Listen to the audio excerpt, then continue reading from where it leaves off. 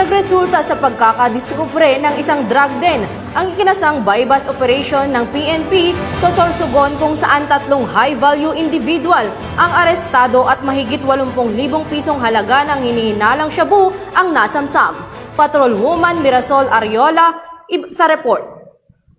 Arestado ang 3 individual matapos mahuli sa ikinasang buy-bust operations na nagresulta sa pagkakadiskubre ng isang drug den sa barangay Timbayog, Kasiguran, Sorsogon pasado alas 8 ng gabi noong March 22, 2024. Noong nakaraang linggo ay nagkaroon tayo ng isang operasyon na nagbunga ng pagkahuli ng 3 individual at pagkakumpiska ng illegal na droga.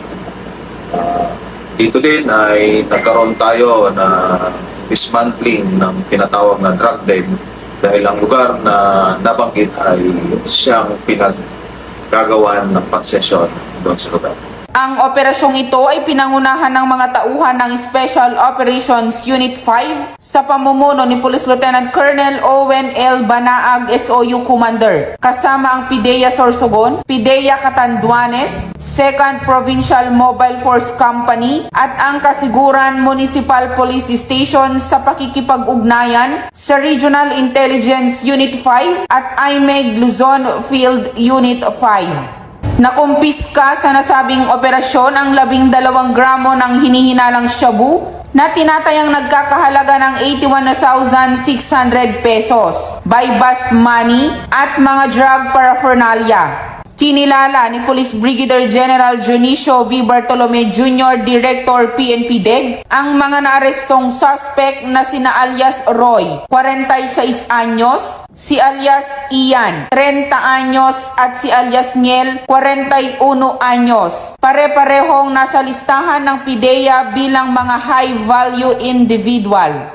Ang mga naarestong suspect ay nabasahan ng kanilang mga karapatan sa wikang kanilang naiintindihan at ito ay pansamantalang nakakulong sa detention facility ng Kasiguran Municipal Police Station habang hinahanda ang kasong maaaring ipataw laban sa kanila. Ito ay patunay lamang na ang ating Special Operations Unit 5 ay patuloy na magtatrabaho upang masugpo ang illegal na droga sa ating lugar. Ang mga ganitong operasyon ay isang malaking hakbang sa laban natin kontra illegal na droga. Ito ay isang paraan upang mapigilan ang pagkalat ng mga mapanganib na gamot. Patuloy na ipinapakita ng ating mga kapulisan ang kanilang determinasyon na mapanatiling ligtas ang ating komunidad.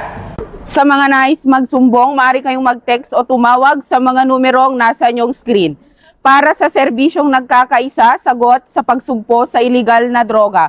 Mula sa tanggapan ng PNP Drug Enforcement Group, ako ang iyong PNN Correspondent, Patrolwoman Mirasol Ariola, alagad ng batas, tagataguyod ng Balitang Pulis.